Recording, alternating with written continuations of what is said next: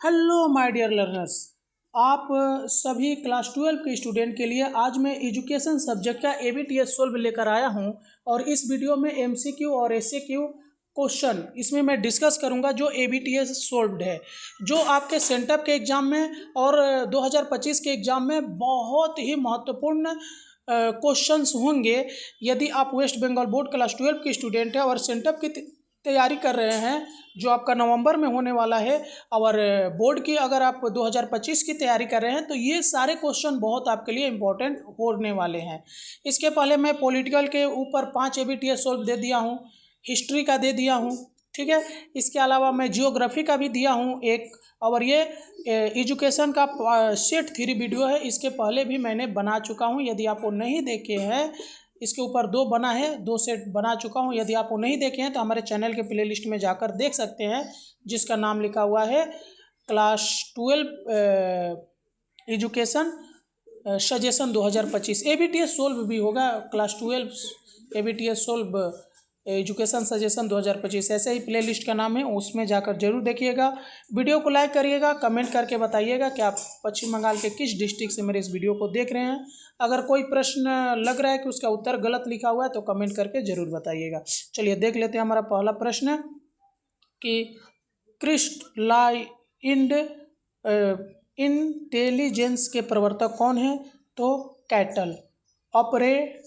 Operant conditioning theory के प्रवर्तक कौन है? तो स्किनर। शब्द गेस्टाल्ट का क्या अर्थ है? तो पैटर्नर्स। गागने के शिक्षण का अंतिम स्तर क्या है? तो समस्या समाधान का शिक्षण। उसके बाद अंतर्दृष्टि पर आधारित शिक्षण मुख्यतः किससे संबंधित है? तो बुद्धिमत्ता द्वारा। सांख्यिकी में प्रतीक ई का क्या अर्थ होता है? तो योगफल। आगे देखिए, मानसिक योग्यता में 2 कारक सिद्धांत के प्रवर्तक कौन है? तो स्पीयरमैन। निम्न में से कौन केंद्रीय प्रवृत्ति का मान नहीं है? तो फ्रीक्वेंसी पॉलीगॉन।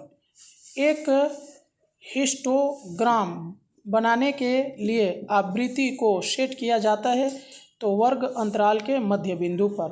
भारतीय संविधान में 14 वर्ष तक के बच्चों की अनिवार्य शिक्षा का उल्लेख किस अनुच्छेद में है? तो अनुच्छेद 45 में।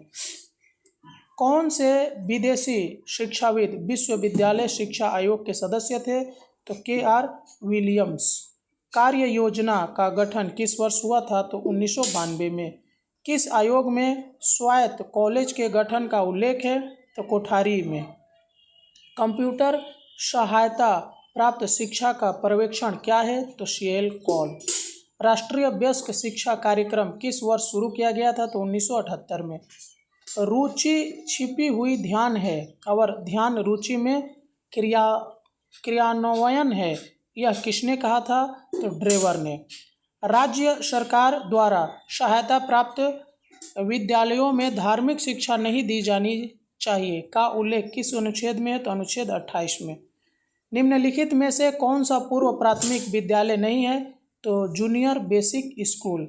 शिक्षा में होंठ गति या आर्लिज्म का प्रयोग किसके लिए किया जाता है? तो बधिर और मूक के लिए। माध्यमिक शिक्षा का आयोग के अध्यक्ष कौन थे? तो LS मुदालियर। स्क्रीन रीडर उपकरण का उपयोग शिक्षा में किसके लिए किया जाता है? तो दृष्टिहीन के लिए। मल्टीमीडिया का एक उदाहरण क्या है? तो टेलीविज़न। सम्मान के मामले में शिक्षक से ऊपर कोई भी उच्च पद नहीं हो सकता, यह किस आयोग ने कहा था? तो ये कहा था आपका, इसका उत्तर शायद नहीं हो पा रहा है, सॉरी, ये देखिए कोठारी आयोग। उसके बाद डेलर्स आयोग में कितने स्तंभ है? तो 5। अब देखिए ऐसे क्यों देख लीजिए। स्टाइल्स क्या है? तो स्टाइल्स एक उपकरण है जिसका उपयोग टच सेंसिटिव स्क्रीन पर या इलेक्ट्रॉनिक डिवाइस पर लिखने के लिए किया जाता है। बधिर और मूक के लिए शिक्षा का एक उद्देश्य बताएं। तो प्रभावी संचार और कौशल विकसित करना। ECC का क्या अर्थ है? तो प्रारंभिक बाल्यावस्था देखभाल और शिक्षा। सॉफ्टवेयर और हार्डवेयर में एक अंतर बताएं। तो सॉफ्टवेयर प्रोग्राम और एप्लीकेशन को प्रदर्शित करता है, जबकि हार्डवेयर कंप्यूटर के भौतिक घटक होते हैं। यानी सॉफ्टवेयर और हार्डवेयर आपको बताएं ना, तो जो कंप्यूटर पे हम लोग काम करते हैं वो सॉफ्टवेयर हो सकता है, और जो हम लोग कंप्यूटर को बनाते हैं, खोल के जो बनाया जाता है, वही क्या होता है? हार्डवेयर होता है। रुचि का कोई एक लक्षण बताएं। तो रुचि वह प्रेरक शक्ति है जो किसी विषय पर ध्यान और एकाग्रता उत्पन्न करती है। प्रतिकर्ता का क्या अर्थ होता है? तो प्रतिकर्ता वह व्यक्ति होता है जो सर्वेक्षण या शोध में प्रश्नों का उत्तर देता है। उसके बाद थर्स्टन के बहु कारक सिद्धांत में भी का क्या अर्थ होता है? तो भी मौखिक क्षमता को दर्शाता है। स्पीयरमैन के ट्रेट्राड समीकरण में आर का क्या अर्थ होता है? तो आर दो चर के बीच सहसंबंध गुणांक को दर्शाता है। स्कोर, ये जो दिया हुआ का माध्यमिका निकाले। माध्यमिका माने जो बीच में क्या होगा, तो इसको छोटे से बड़े क्रम में आप सजा लोगे, जैसे यहाँ पे सजाया गया है। और बीच में कौन सा रहा है? 1 2 3 4 5 6 7 गो है। तो 7 गो माने यहाँ पे जो है आपका यही बीच में देखिए, यहाँ से 1 2 3 4 5 6 7, तो 7 इस बीच में क्या आएगा? 6 ही आएगा। ठीक है, तो 6 इसका आंसर ठीक ही दिया है। चलिए, बधिर कौन है? तो वे लोग जिनकी सुनने की क्षमता में गंभीर कमी होती है। मोड निर्धारित करने का सरल सूत्र क्या है? तो मोड वह मान होता है जो आंकड़ों के सेट में सबसे अधिक बार आता है। ICDS का पूर्ण रूप लिखे तो समेकित बाल विकास सेवा। रोम और रैम में एक अंतर बताएं। तो रोम एक अस्थायी मेमोरी है जो डेटा को अस्थायी रूप से सहेजती है, जबकि रैम अस्थायी है और बिजली बंद होने पर डेटा खो देती है। अंदर का खजाना वाक्यांश का क्या अर्थ होता है? तो यह हर व्यक्ति के भीतर की क्षमता और मूल्यों को संदर्भित करता है। ई लर्निंग क्या है?